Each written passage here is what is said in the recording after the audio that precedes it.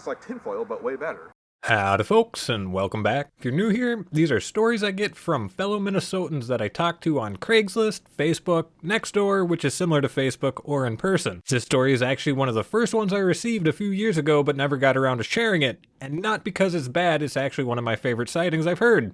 It has multiple witnesses, he was familiar with the area, and it lasted for a significant amount of time. I'm from Marshall, Minnesota, and what I'm going to tell you happened in 1999 at approximately 11:30 p.m. and this incident took place in the summertime. So it was Friday night and my buddy got off work at 11 p.m. and he stopped by my place, woke me up, and asked me if I wanted to go with him to Milroy, Minnesota and have some beers with some of our other friends. I was sleeping when he woke me up, so I was completely sober when this happened, and I know he was sober since he just got off work. We were on our way to Milroy, Minnesota on County Road 32. We were about 6 miles away from Milroy, and we both saw a light that was hovering above the road a few miles ahead of us. We just assumed it was a helicopter, and we just kept watching the light as we got closer, growing more curious. We get about 2 to 3 miles away from Milroy, and this light was hovering above one of the last farmhouses on the north side of the road. The house was 100 feet from the road we were on, and the light hovering above the house was not a helicopter. It was completely silent, and it was 200 feet, give or take, above the farmhouse. It was not a yard light or the moon. It was a bright-ass light that hovered quietly above this farm place. I knew right away what it might have been, and as we were getting ready to pass it, I was begging my friend to pull the car over because I wanted to get out and look at it. He wouldn't do it.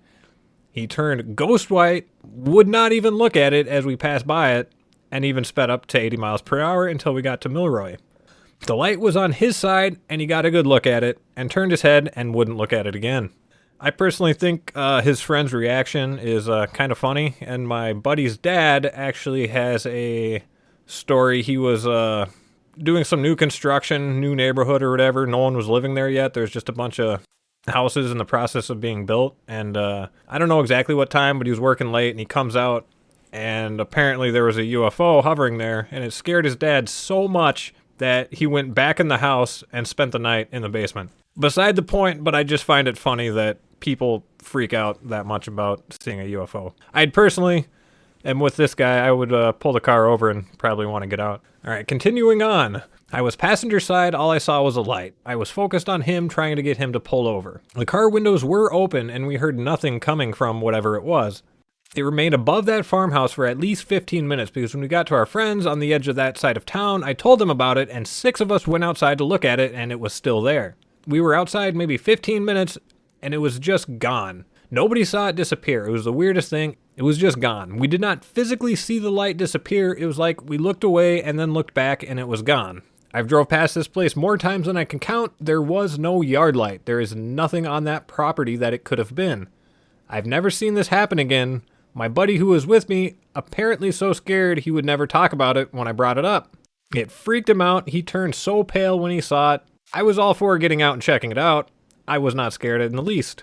I've read more UFO Roswell books, and I've watched more documentaries and read about others' own sightings than the average person, so I wasn't scared. I was pissed he didn't stop.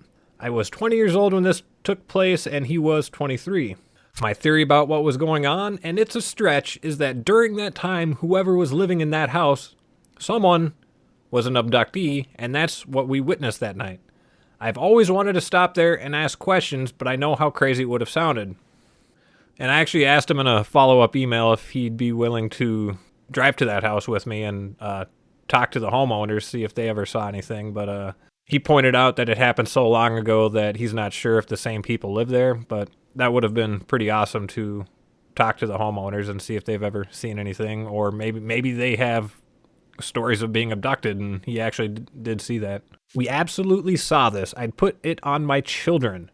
We were not hallucinating, using drugs, or drunk. At least 8 of us saw that light that night, so there it is. And that wraps up his email. And like I said, I find this story pretty good. His buddy's reaction is pretty comical. Multiple witnesses, and the duration of it is pretty long. So, I mean, a plane, a helicopter, a space station, like anything is not going to stay in one place for over 15 minutes. So that's definitely something weird, and hovering above a farmhouse, again, helicopters, things like that usually aren't that close for that long. It's like tinfoil, but way better. that wraps everything up. So as always, thanks for stopping by and stay safe.